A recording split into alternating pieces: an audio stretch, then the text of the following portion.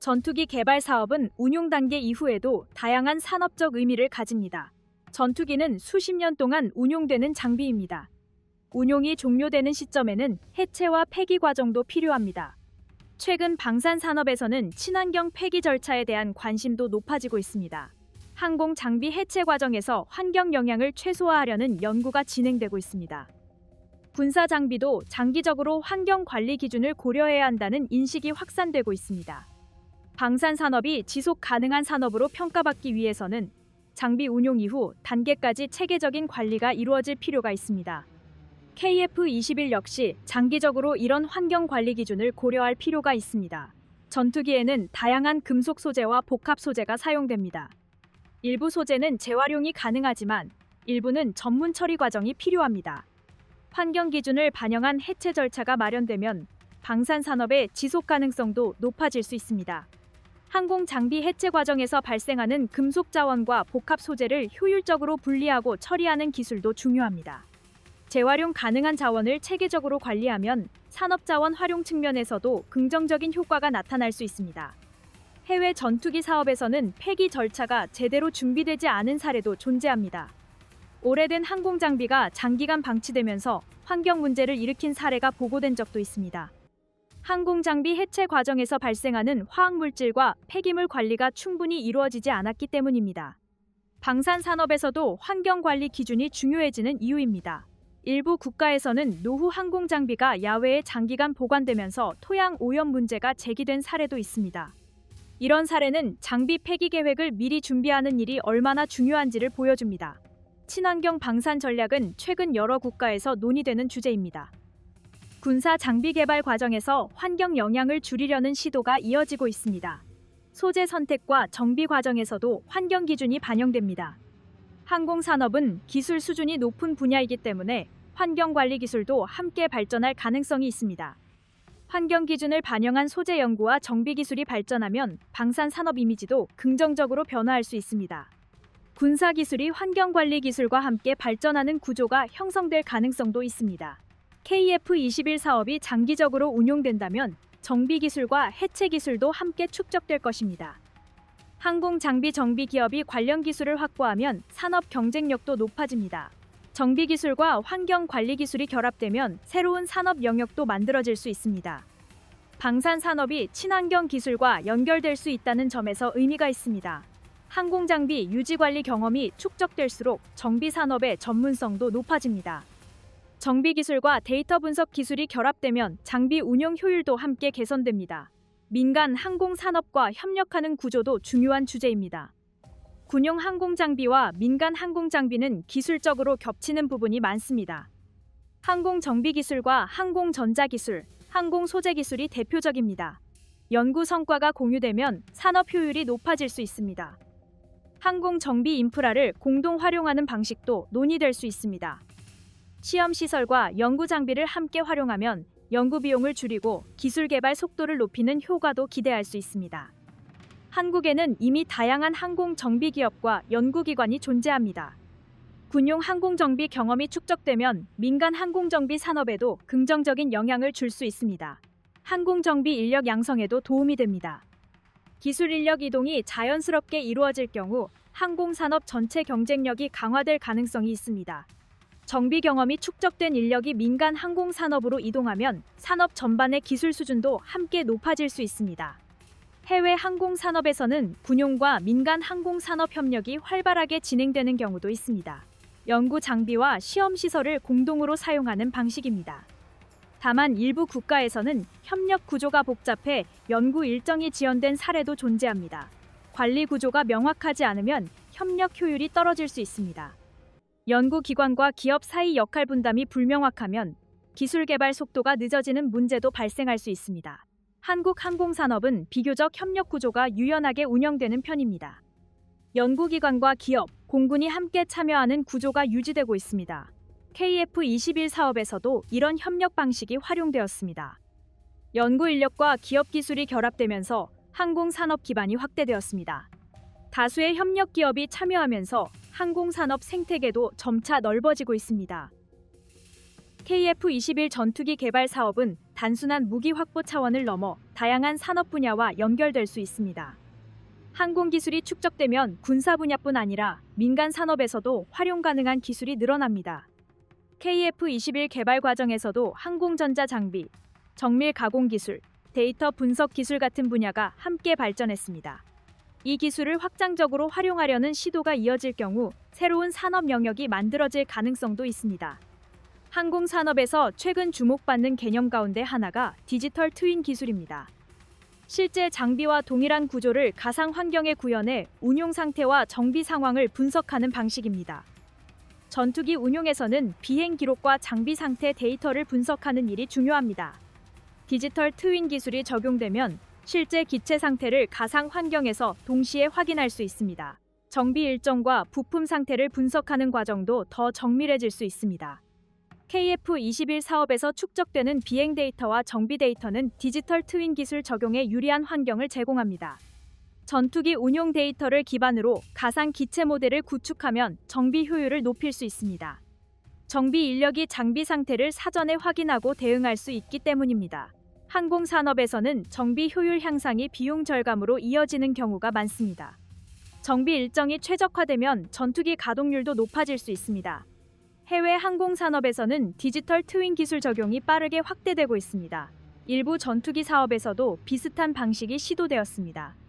다만 데이터 관리 구조가 제대로 정비되지 않은 경우 운영 효율이 기대만큼 높아지지 못한 사례도 존재합니다.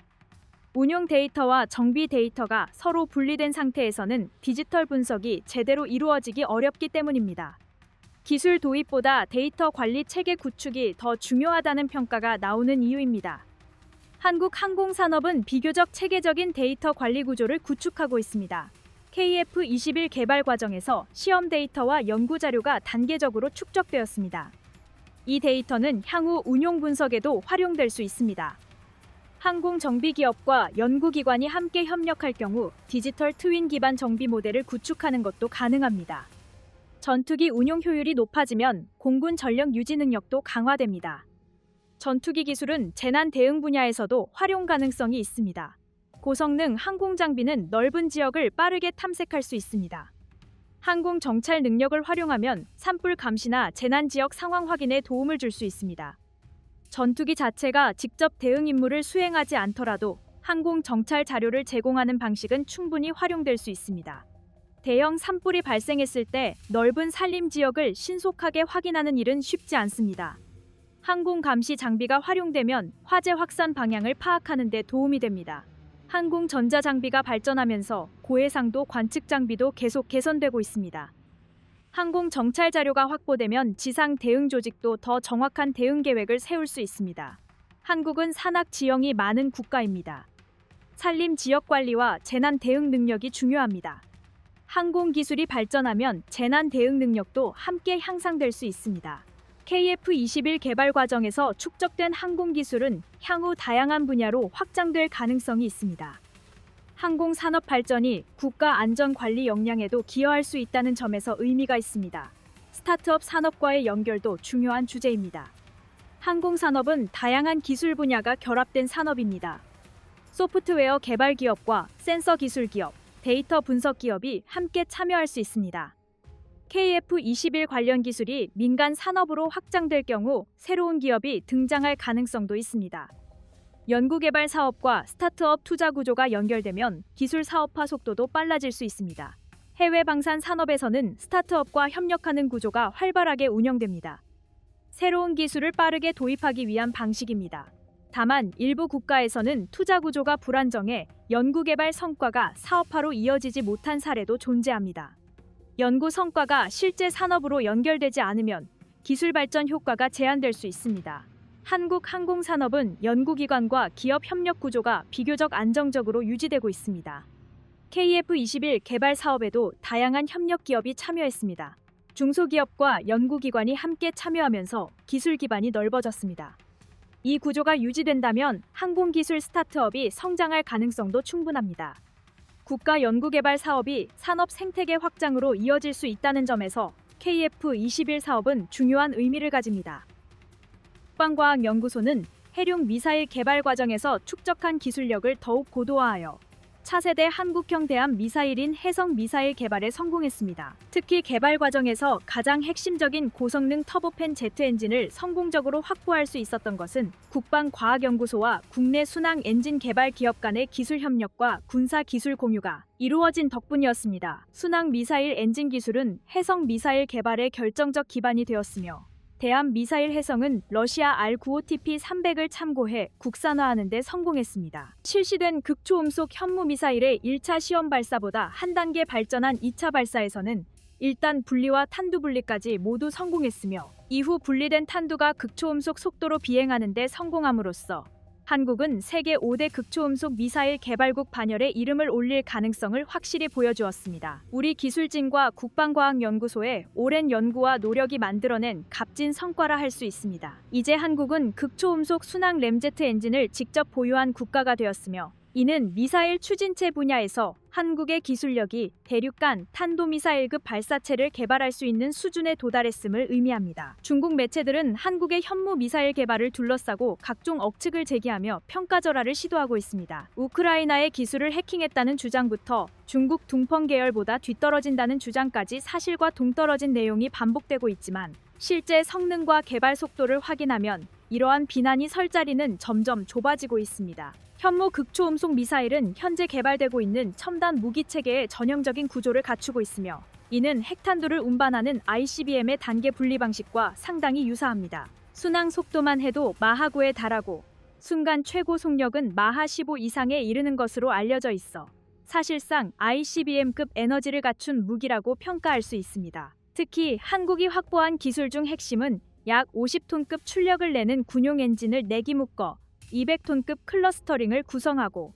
이를 기반으로 1단, 2단, 3단 추진체를 연속 점화해 분리하는 능력입니다. 이러한 구조는 전통적인 미사일 강국이 갖춰야 하는 핵심 기술로 한국 역시 독자적으로 대륙간 극초음속 무기를 설계할 수 있는 기반을 마련했다는 뜻입니다. 또한 과거 R-95 엔진에서 축적된 설계 부품 시스템 운영 경험은 국방과학연구소가 민간 방산 기업과 협력을 확대하는 계기가 되었고 그 과정에서 러시아 대함 미사일의 원천 기술 일부를 이전받는 성과도 있었습니다. 이러한 기술적 자산을 바탕으로 SS-760 로켓 엔진이 개발되었으며 이는 해성 대함 미사일과 현무3 순항 미사일의 초기 동력권으로 사용되었습니다. 이후 국산화 압력을 바탕으로 추진된 기술 확장 과정에서 터빈 블레이드를 포함한 핵심 부품을 100% 국내 기술로 생산하는 데 성공했고 그 결과물이 바로 750K 엔진입니다. 750K 엔진은 단순한 대체품을 넘어서 한국형 램제트 엔진 개발에도 중요한 역할을 했으며 이 기술은 장차 KF-21 전투기에 탑재될 극초음속 무기 개발에도 적용될 가능성이 높습니다. 최근 국방과학연구소는 초음속 미사일 연구 성과를 바탕으로 순항 속도 마하 9급의 3세대 극초음속 발사체 개발을 안정적으로 진행하고 있습니다. 한국은 차세대 무기체계 개발 계획을 대외적으로 선언하며 한반도 주변에서 위협을 가하는 적대 세력을 압도할 수 있는 전략적 대함 무기 전력을 지속적으로 확장해 나가고 있습니다. 현재까지 공개된 한국의 극초음속 무기 개발 동향과 방산 기업들의 기술 협력을 볼 때 현무 미사일 체계의 기술력은 앞으로도 꾸준히 발전할 것으로 전망됩니다. 대한민국 공군의 첨단 무기 수요는 갈수록 높아지고 있으며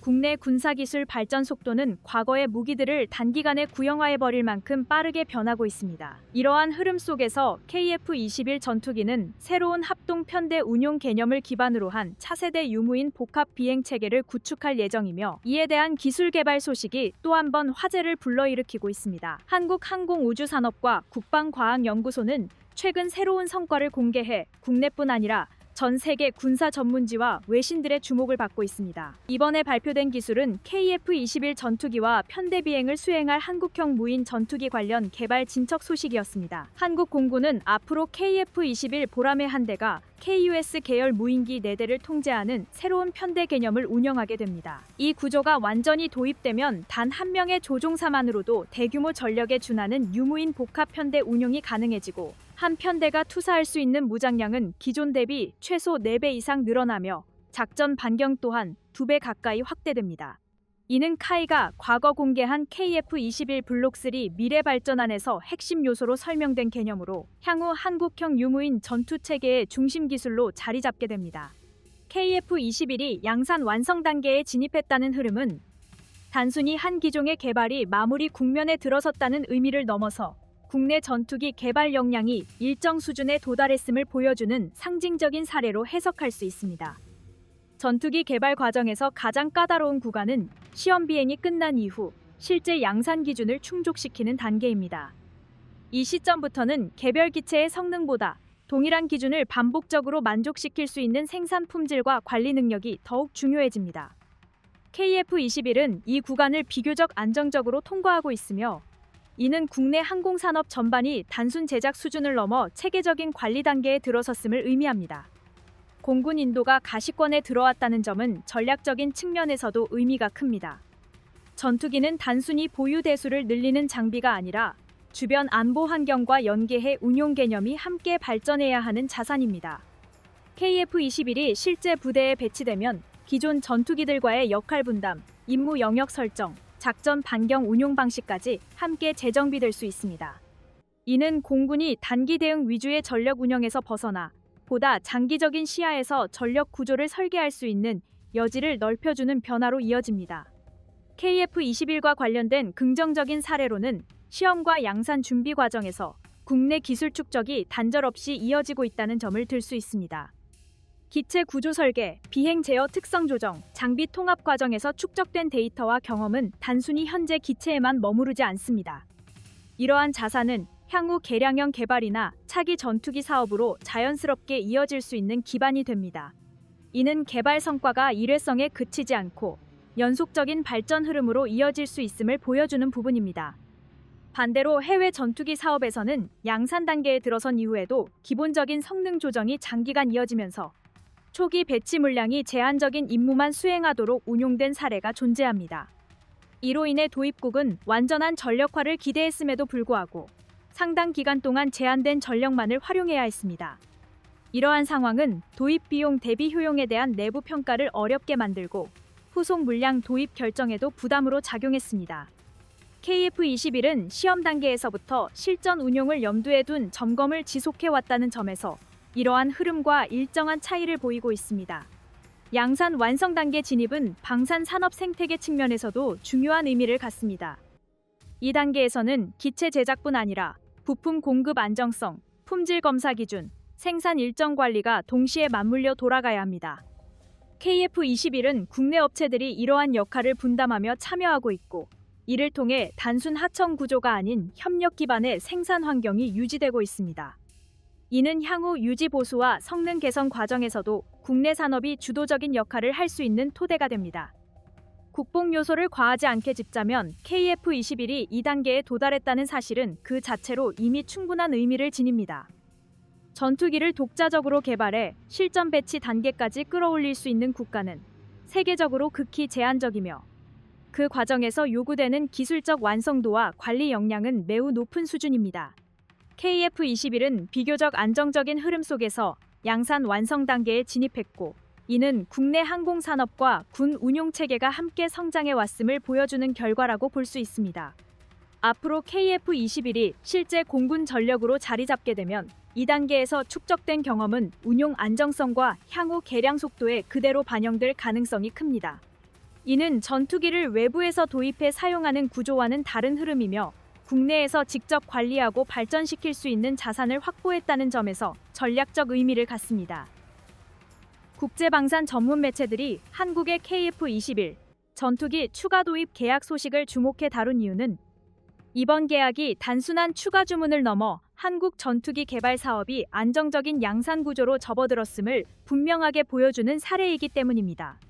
한국항공우주산업과 방위사업청이 KF-21 전투기 20대를 추가로 주문하면서 이미 계약된 1차 물량과 합쳐 총 40대의 양산이 확정됐다는 점은 국내 방산 산업의 신뢰도와 사업 관리 능력이 일정 수준 이상에 도달했음을 국제적으로 확인시키는 계기가 되고 있습니다.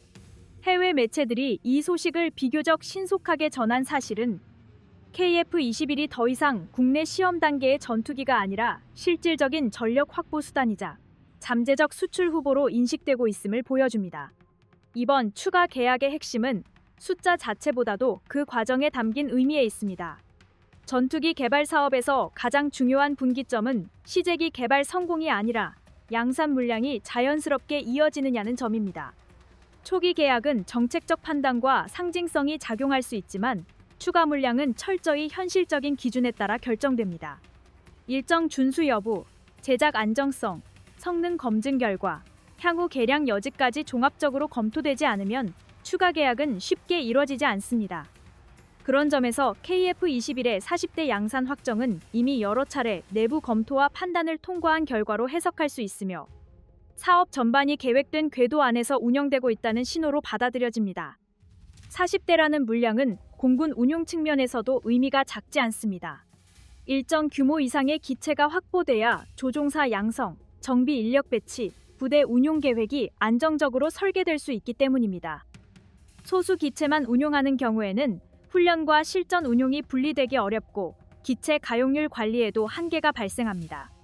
KF21은 추가 물량 계약을 통해 이러한 제약에서 한 단계 벗어날 수 있는 여건을 마련하고 있으며 이는 공군이 하나의 기종을 장기적으로 운용하며 전술과 운용 개념을 축적할 수 있는 기반이 됩니다. 전투기 한 대 한 대를 확보하는 개념에서 하나의 전력 체계를 구축해 나가는 단계로 접어들고 있다는 점에서 이번 계약의 의미는 더욱 분명해집니다. KF21의 긍정적인 사례로 평가할 수 있는 부분은 이러한 양산 확대가 개발 일정의 혼란이나 성능 문제 없이 진행되고 있다는 점입니다. 해외 전투기 사업의 경우 초기 양산 단계에서 반복적인 결함 수정이나 장비 구성 변경이 발생하면서 일정이 지연되는 사례가 적지 않습니다. 이 과정에서 제작 단가가 상승하고 추가 물량 계약이 연기되거나 축소되는 경우도 실제로 존재합니다. 그러나 KF21은 시험 비행과 성능 검증이 비교적 안정적인 흐름을 유지한 상태에서 추가 주문이 결정됐다는 점에서 차이를 보입니다. 이는 개발 초기부터 실전 운용을 전제로 장비 구성과 제작 체계를 설계해온 결과로 해석할 수 있습니다. 해외 전투기 사업의 부정적인 사례와 비교하면 이러한 차별성은 더욱 분명해집니다. 일부 서방권 전투기 사업에서는 양산 단계 진입 이후 예상치 못한 성능 조정 문제와 유지비 증가가 동시에 발생하면서 운용국들이 도입 물량을 줄이거나 일정 자체를 다시 검토하는 상황에 놓이기도 했습니다. 장비 구성 변경이 반복되면서 제작 체계가 흔들리고 그 부담이 고스란히 운용국의 비용 증가로 이어진 사례도 여러 차례 확인된 바 있습니다. 이런 상황에서는 충분한 기체 수를 확보하지 못해 훈련과 작전 운용 모두에서 제약이 생기게 됩니다. KF21은 현재까지 이러한 흐름과 거리를 두고 있으며 오히려 추가 계약을 통해 전력 규모를 계획대로 확대하고 있다는 점에서 대비되는 모습을 보여줍니다. 이번 40대 양산 확정은 국내 방산 산업 전반에도 긍정적인 영향을 미칩니다. 일정 물량 이상의 양산이 보장되면 제작사뿐 아니라 협력 업체들 역시 중장기적인 투자와 기술 축적을 계획할 수 있는 여지가 생깁니다. 조립 라인과 시험 인프라가 일회성으로 끝나지 않고 반복적으로 가동되면서 품질 관리 기준과 제작 숙련도가 자연스럽게 향상되는 구조가 만들어집니다.